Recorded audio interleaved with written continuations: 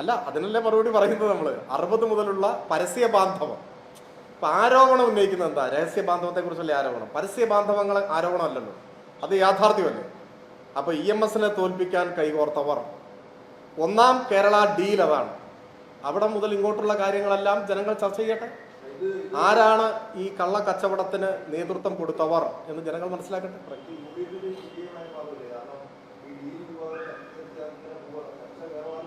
ഇല്ലല്ല, അത് ജനങ്ങൾ ശരിയായി മനസ്സിലാക്കും. കാരണം തൃശ്ശൂരിൽ നിന്ന് BJPയുടെ പ്രതിനിധി ചരിത്രത്തിൽ ആദ്യമായി ജയിക്കുമ്പോൾ അതിനൊക്കെ ഇവർ പറയുന്നുണ്ടല്ലോ, അതിനൊക്കെ ഞങ്ങളെയല്ലേ ആക്ഷേപിക്കുന്നത്.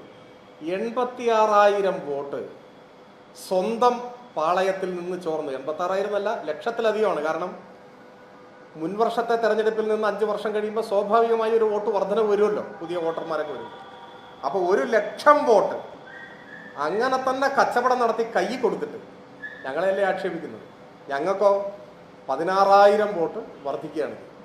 ന്യായമായി വരേണ്ട വർധനവ് ഞങ്ങൾക്ക് വന്നു. 1,00,000 കോൺഗ്രസ് വോട്ടിന്റെ ബലത്തിൽ ജയിപ്പിച്ചു. എന്നിട്ട് അതിനിപ്പോൾ ഞങ്ങളോട് മറുപടി പറയണം. 1000 കള്ളം 10,000 തവണ ആവർത്തിക്കുക എന്ന മുദ്രാവാക്യമാണ് ഇപ്പോൾ കോൺഗ്രസ് എടുത്തിട്ടുള്ളത്. കള്ളം കള്ളമായിട്ട് നിലനിൽക്കും. അതൊക്കെ മനസ്സിലാക്കാനുള്ള വിവേകം കേരളത്തിലെ ജനങ്ങൾ പ്രകടിപ്പിക്കും.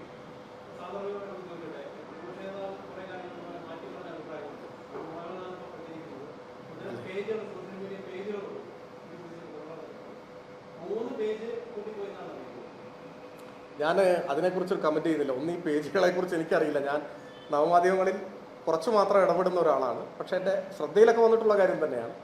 മാറ്റി പറഞ്ഞു എന്ന് പറഞ്ഞ് ലഘൂകരിക്കരുത്. നമുക്ക് വേണമെങ്കിൽ സ്ഥാനത്തെ ബഹുമാനിച്ചുകൊണ്ട് കളവ് പറഞ്ഞു എന്നുള്ള വാക്കൊക്കെ ഒഴിവാക്കാം. പകരം അടിസ്ഥാനരഹിതമായ പ്രസ്താവന നടത്തിയെന്നോ വസ്തുതയുമായി പൊരുത്തപ്പെടാത്ത കാര്യം പറഞ്ഞു എന്നൊക്കെ പറയാം. ഈ ഒരു കള്ളം പറഞ്ഞു, പച്ചക്കള്ളൻ, പച്ചക്കള്ളം, നുണയൻ എന്നൊക്കെ പറയുന്നത് ഒരു പാർലമെന്ററി മര്യാദയ്ക്ക് നിരക്കുന്നതല്ല എന്ന് വിമർശനമുണ്ടെങ്കിൽ നമുക്കതിനെയൊക്കെ ഒന്ന് നല്ല ഭാഷ, ഇപ്പോൾ പൊളിറ്റിക്കൽ കറക്റ്റ്നെസ് ഒക്കെ നോക്കുന്ന ഒരു കാലമാണ്, അങ്ങനെയൊക്കെ പറയാം. പക്ഷെ നിങ്ങൾ ആലോചിച്ച് നോക്കൂ, സംഗതി കളവല്ലേ പറയുന്നത്, ഓരോ ദിവസവും പറയുന്നത്. നിങ്ങൾ മാധ്യമപ്രവർത്തകർ എന്ന നിലയിൽ നിങ്ങൾ തന്നെ ഒരു രജിസ്റ്റർ സൂക്ഷിക്കാൻ ശ്രമിച്ചാൽ നന്നായിരിക്കും എന്ന് എനിക്ക് അഭിപ്രായമുണ്ട്. ഓരോ ദിവസവും പറയുന്ന കാര്യം ഒരു സങ്കോചവും ഇല്ലാതെയല്ലേ പറയുന്നത്.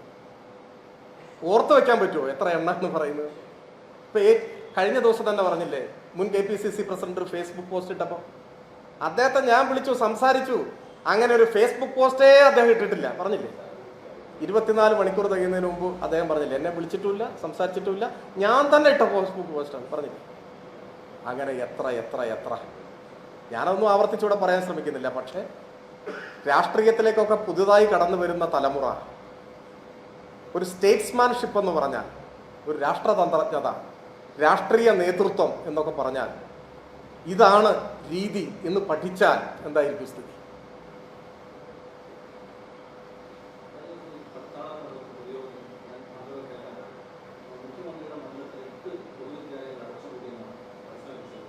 ആര്?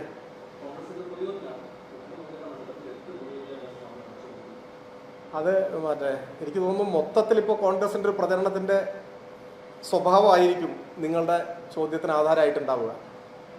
കഴിഞ്ഞ 10 വർഷത്തിനിടയിൽ 10,000-കണക്കിന് സർക്കാർ സ്കൂളുകൾ ഇന്ത്യയിലാകെ അടച്ചുപൂട്ടിയിട്ടുണ്ട്. 90,000 എന്നൊക്കെ ഒരു കണക്ക് പറയുന്നത് കേട്ടു. ഒന്ന് പരിശോധിച്ച് ഉറപ്പ് വരുത്തേണ്ടതാണ്. ഏകദേശം അത്ര ഉണ്ടെന്നാണ് വെയ്പ്പ്. കർണാടകയിൽ 3,500ഓളം സർക്കാർ സ്കൂളുകൾ അടച്ചുപൂട്ടിയെന്നാണ് പറയുന്നത്. കേരളത്തിൽ 10 വർഷത്തിനിടയിൽ ഒരൊറ്റ സർക്കാർ പള്ളിക്കൂട് ഒരെണ്ണം അടച്ചുപൂട്ടിയിട്ടില്ല, ഒരൊറ്റ എണ്ണം. അതാണ് സത്യം. പിന്നെ പറയുന്നവർക്ക് എന്തും പറയാം. കേരളത്തിലെ സർക്കാർ സ്കൂളുകളിൽ ഒരൊറ്റ എണ്ണം 10 കൊല്ലത്തിനുള്ളിൽ അടച്ചുപൂട്ടിയിട്ടില്ല, ആധികാരികമായിട്ട് പറയും. എന്നാൽ പിന്നെ ഇപ്പോൾ നമുക്ക് അവസാനിപ്പിക്കാൻ തോന്നും. നമുക്ക് ഇടയ്ക്ക് കാണാം.